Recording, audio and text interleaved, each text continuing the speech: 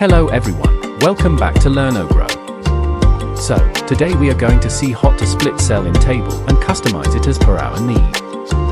So, concentrate on screen and please do like and follow.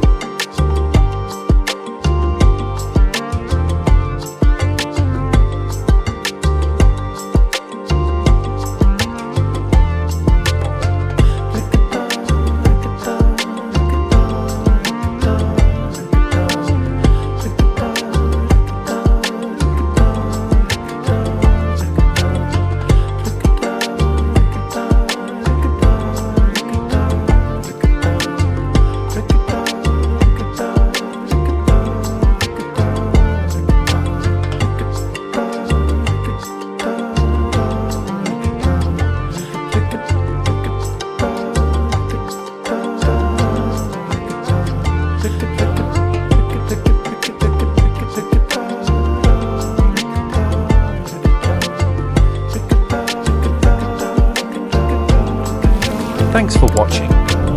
Please let me know if videos are proving useful to you or not.